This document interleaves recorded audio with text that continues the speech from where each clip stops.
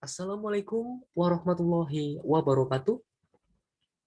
Hello everyone. In this video, I'd like to explain you about structure of the TOEFL test. As we know that structure and written expression is the second part of the TOEFL test. In this video, I'd like to focus on skills 4 and 5. To make it easy to understand, let me describe it in English and Bahasa Indonesia. Skill 4, be careful of present participles. Suatu present participle itu adalah bentuk ing dari sebuah kata kerja.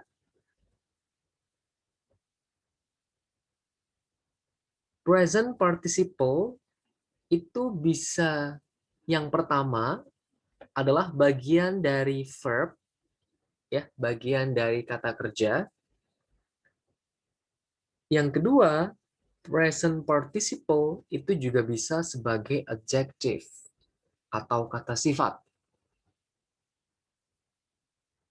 The question is, pertanyaannya adalah kapan present participle itu bisa menjadi bagian dari verb atau kapan menjadi bagian dari adjective. Look at the next point. Present participle bisa menjadi bagian dari verb atau kata kerja ketika didahului oleh beberapa bentuk dari verb be. Ya, misalkan am, is, are, was, were. Jadi jika present participle-nya diawali oleh am, is, are, was, were tadi misalnya, maka itu merupakan verb. Present participle-nya berfungsi sebagai verb. Namun present participle bisa menjadi adjective atau kata sifat ya ketika tidak didahului oleh beberapa bentuk verb be ya, seperti tadi am, is, are, was atau were. Misal ya, yang pertama, look at the verse example. The boy is standing in the corner.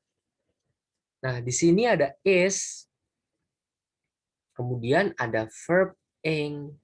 Nah, di sini berarti present participle-nya berfungsi sebagai verb karena didahului oleh is ya, ataupun am, are, was, were ya, tergantung pada konteks kalimatnya. Jadi contoh yang pertama, present participle-nya berfungsi sebagai verb. Let's compare. Mari kita bandingkan kalimat kedua. The boy standing in the corner was naughty. Nah, kalau di kalimat yang kedua, nah was disinilah verb-nya. Oke, jadi was di sini adalah sebagai verb. Oke, maka standing di depan ini bukan verb. Kenapa? Karena tidak didahului oleh am, is, are tadi atau was, were. Ya, kalau tidak didahului oleh be ya, seperti am, is, are atau was atau were, maka standing di sini sebagai kata sifat adjektif. Nah, terlihat bedanya ya. Kalau kalimat pertama di sini sudah ada is, maka standingnya sebagai verb. Sedangkan di contoh yang kedua, sebelum kata standing tidak ada be, am, is, are, atau was, were, maka dia berfungsi sebagai adjektif. Dan di contoh kalimat kedua, verb-nya adalah was.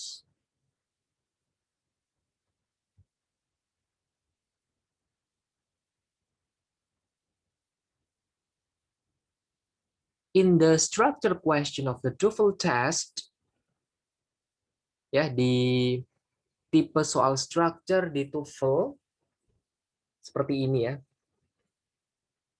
Ada kalimat, kemudian ada bagian yang kosong ya. There is a missing part. Ada bagian yang hilang. Nah, tugas kita adalah melengkapi bagian yang hilang tersebut, gitu ya. Kita lihat di sini, the film blah blah blah appearing at the local theater is my favorite.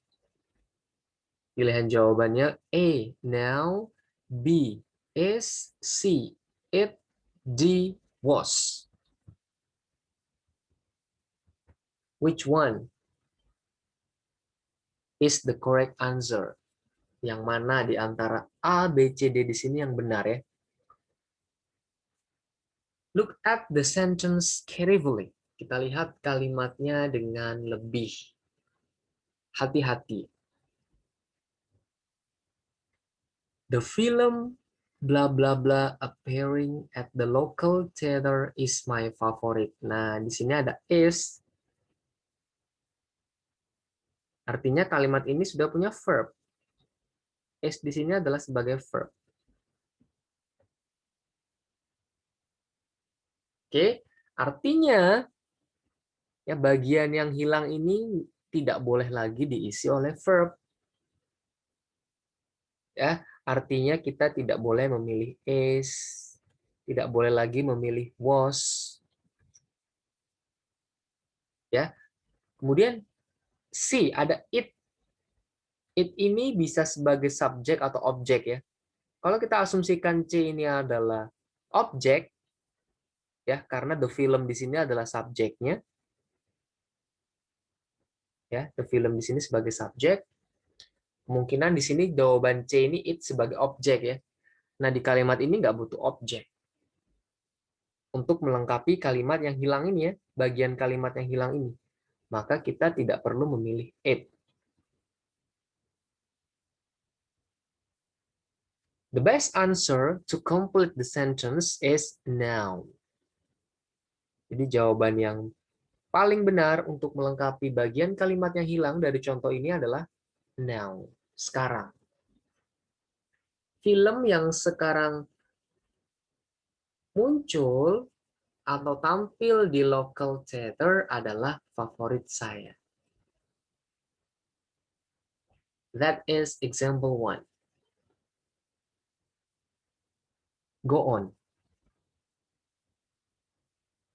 Example 2. Ya, example 2 ini masih terkait dengan skill 4 ya, di mana bicara tentang present participles.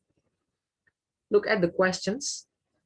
The companies blah blah blah the lowest prices will have the most customers.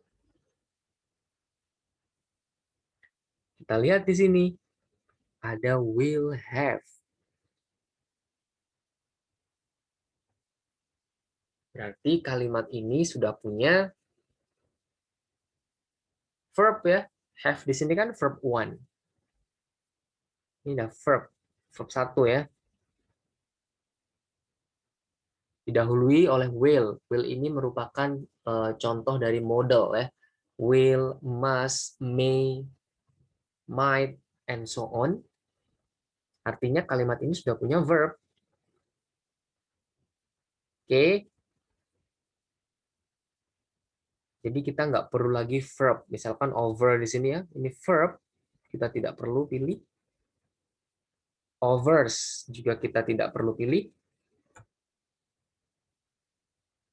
Karena itu merupakan verb. Are tidak tepat untuk melengkapi bagian yang hilang dari kalimat ini. Jawaban yang paling tepat adalah be. offering. Ya, ini akan punya fungsi sebagai adjektifnya. Kata sifat ya kalau kita bicara di present participle. Kenapa? Karena setelah subject, the companies tidak didahului oleh be seperti am, is, are, was atau were. Sehingga offering di sini berfungsi sebagai adjective. Not noun, not verb, sorry. Bukan kata kerja, tapi sebagai adjektifnya. Karena tidak didahului oleh am, is, are, atau was, were.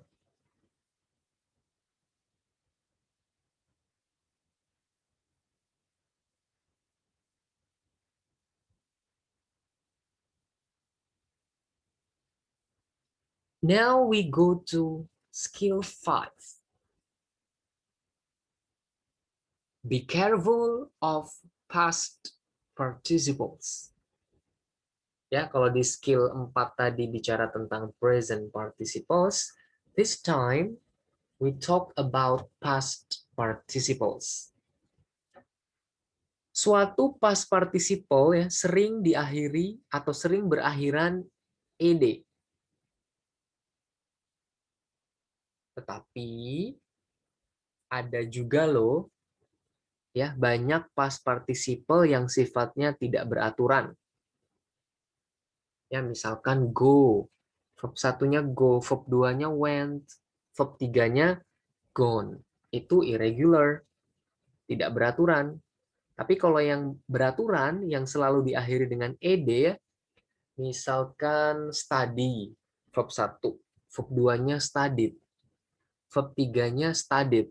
Nah, itu contoh yang regular ya, past participle yang beraturan. Selalu verb 2 dan verb 3-nya diakhiri dengan ed.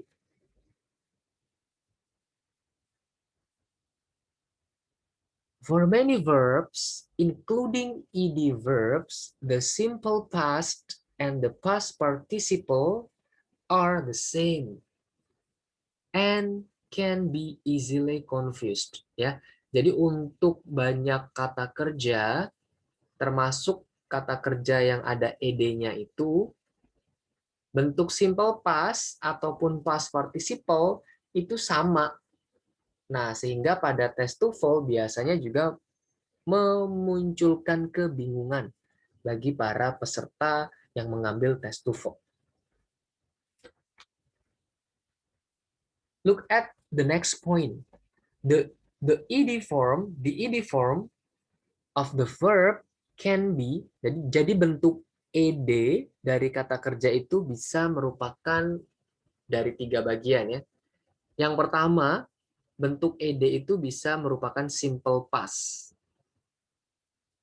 Ingat simple past ya, simple past tense, verb-nya verb 2. Oke, kalau yang pakai ed yaitu pasti verb 2. Yang kedua adalah past participles of a verb.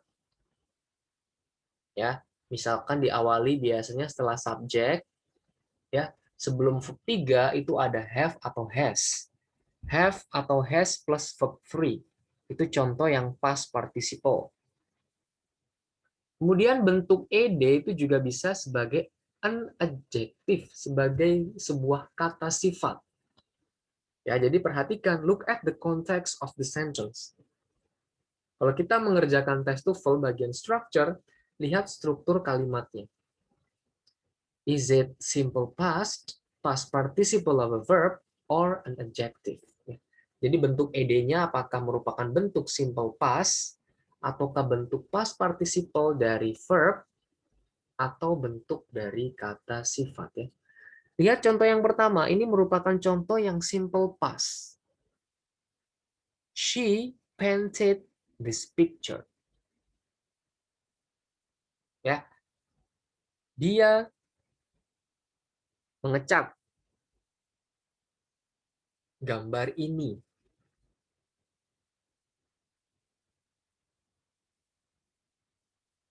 Contoh kedua, she has painted this picture. Ada has nih, karena she ya. Dia telah mengecat gambar ini.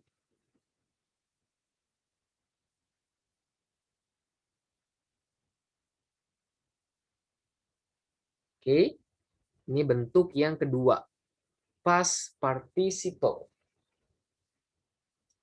Contoh yang ketiga, the picture painted by Jesse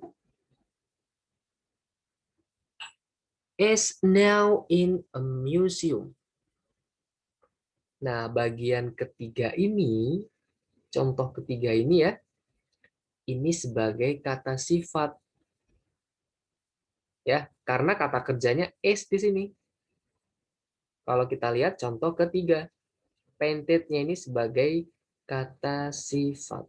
Adjective, sedangkan verb dari kalimat nomor 3 adalah is-nya. Ya, jadi dari contoh 3 kalimat ini kita bisa lihat bahwa bentuk ed ya itu bisa simple past seperti contoh yang pertama. Kemudian contoh yang kedua itu adalah past participle ya.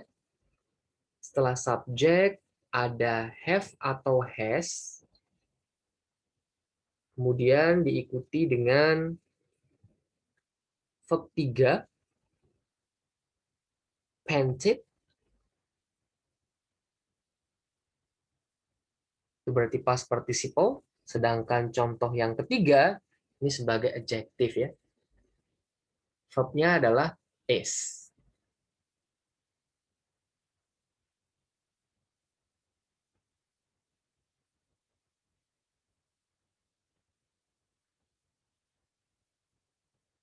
Kita lanjutkan. Masih fokus pada skill 5.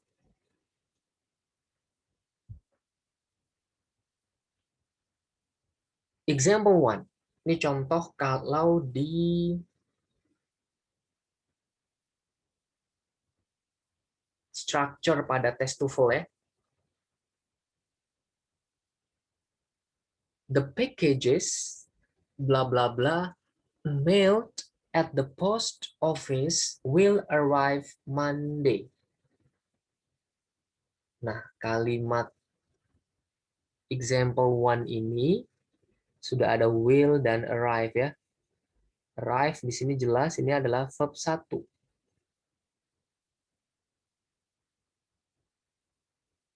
Kemudian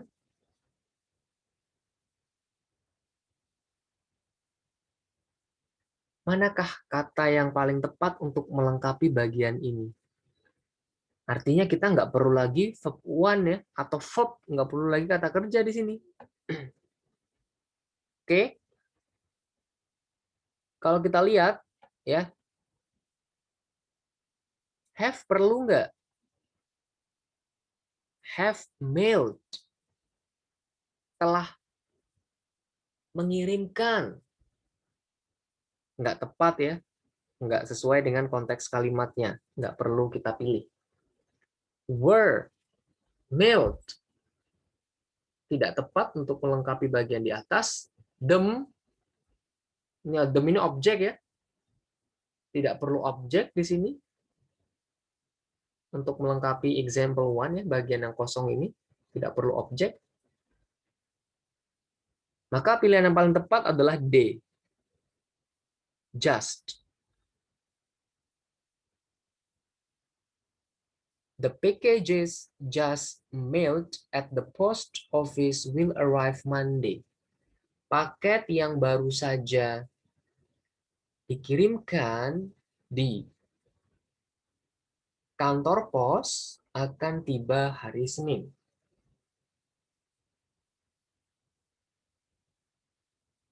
Oke, jadi hati-hati pada bagian structure di tes TOEFL ya. Perhatikan konteks kalimatnya, apa yang dibutuhkan untuk melengkapi bagian ini. Untuk example one, bagian yang paling tepat adalah D, just.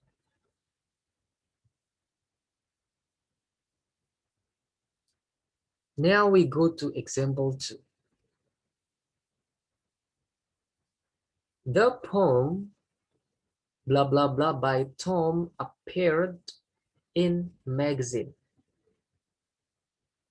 Puisi titik-titik oleh Tom muncul di majalah.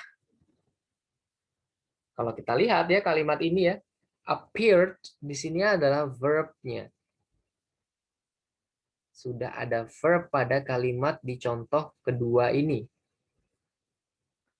Artinya pilihan write tidak perlu, wrote juga tidak perlu. Nah, sekarang kita lihat. Di sini ada by. Oleh Tom. By itu artinya oleh ya. Nah, sebelum kata by, ini paling tepat adalah pilih yang verb 3. Ya, yang berarti pasif ya, kalimat pasif. The poem written by yang ditulis oleh Tom muncul di majalah. Maka jawaban dia salah ya. Nah, written di sini fungsinya adalah sebagai adjektif, kata sifat. Ya, walaupun bentuknya verb 3, tapi ini bukan verb ya, written dalam konteks kalimat ini tapi sebagai adjektif. Puisi yang ditulis oleh Tom muncul di majalah. So be careful if you face the real structure section. Ya. Jadi hati-hati pada saat menghadapi bagian structure. Banyak sekali jawaban yang mirip ya, tapi bisa kita terjebak kalau kita nggak hati-hati. So we must be careful in answering the question, ya, especially in structure section.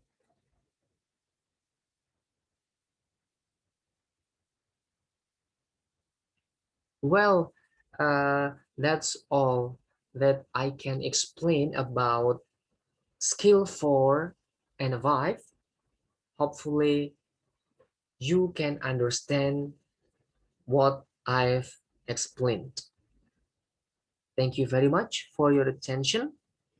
See you on the next video. Wassalamualaikum warahmatullahi wabarakatuh.